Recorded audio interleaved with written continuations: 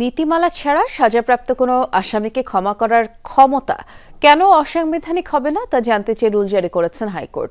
পাশাপাশি সাজাপ্রাপ্ত আসামিকে রাষ্ট্রপতির ক্ষমা করার ক্ষমতা সংক্রান্ত নীতিমালা করার নির্দেশ কেন দেয়া হবে না রুলে তাও জানতে চাওয়া হয়েছে। বিচারপতি ফারাহ মাহবুব ও বিচারপতি দেবাশিস রায় চৌধুরীর হাইকোর্ট বেঞ্চ এই রুল জারি করেন। এর আগে গত 20 জানুয়ারি কোনো নীতিমালা ছাড়া সাজাপ্রাপ্ত কোনো আসামিকে ক্ষমা করার ক্ষমতার বৈধতা নিয়ে হাইকোর্টে রিট করা হয়। রিটে রাষ্ট্রপতির ক্ষমা করার ক্ষমতা প্রয়োগে নীতিমালা করার আবেদন জানানো হয়। রিট আবেদনে বলা হয় সংবিধানের 49 অনুচ্ছেদ রাষ্ট্রপতির ক্ষমা করার ক্ষমতা রয়েছে। এই ক্ষমা করার ক্ষমতা অবাধ, যার কোনো নীতিমালা নেই। কে কিসের ভিত্তিতে ক্ষমা পাচ্ছেন তার কোনো নীতিমালা নেই, যা সংবিধানের 7, 27, 31 এবং 32 অনুচ্ছেদের সাথে সাংঘর্ষিক। ক্ষমতার এমন অপব্যবহারের কারণে অতীতে আলোচিত অনেক সাজাপ্রাপ্ত আসামি ক্ষমা পেয়েছেন।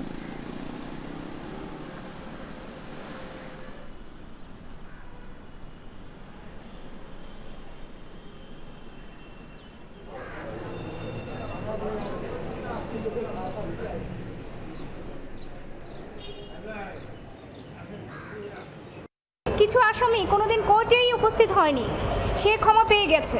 এখন সে ক্ষমা পেল কিভাবে? সে অ্যাপ্লিকেশন প্রসেসটা কি?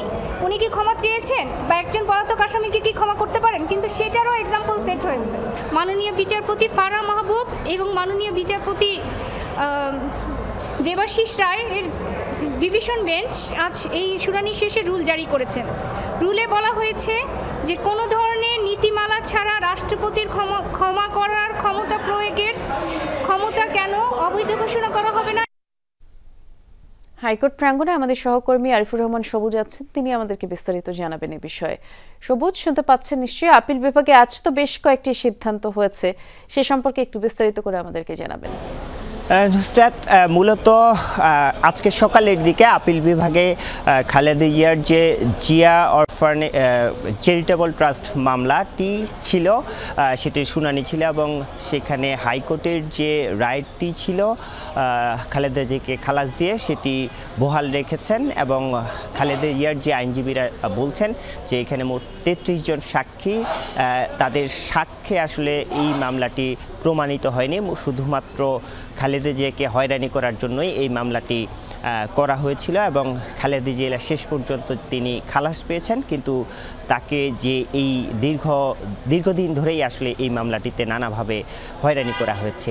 খালেদা জিয়ার এই মামলাটি ছাড়াও সহকারী শিক্ষকদের যে পরীক্ষাটি ছিল সেটি কিছুদিন আগে মূলত হাইকোর্টের একটি রিটের প্রেক্ষিতে এর আগে তৃতীয় ধাপের যে সহকারী শিক্ষক নিয়োগের যে প্রক্রিয়াটি ছিল সেটি বাতিল করে দেওয়া হয়েছিল। সেটির বিরুদ্ধে মূলত শিক্ষা অধিদপ্তর একটি আপিল করেছিলেন এবং সেই আপিলের প্রেক্ষিতে আজকে শুনানি ছিল এবং সেই শুনানিতে মূলত হাইকোর্টের যে রায়টি দেয়া হয়েছিল বাতিল করে সেটি স্থগিত করেছেন এবং 1 মাস পর এটি মূলত আপিল যে শুনানি হবে। অর্থাৎ এখন হাইকোর্টের যে বাতিলের নির্দেশ দেওয়া হয়েছিল সেটি 1 মাসের জন্য মূলত স্থগিত করা হয়েছে। এছাড়া মূলত রাষ্ট্রপতির যে ক্ষমার আদেশ 49 অনুচ্ছেদ অনুযায়ী সেটির বিষয়ে একটি রিট হয়েছিল জানুয়ারির 20 জানুয়ারি, সেটির উপর আজকে শুনানি হয়েছে এবং সেই যে রাষ্ট্রপতির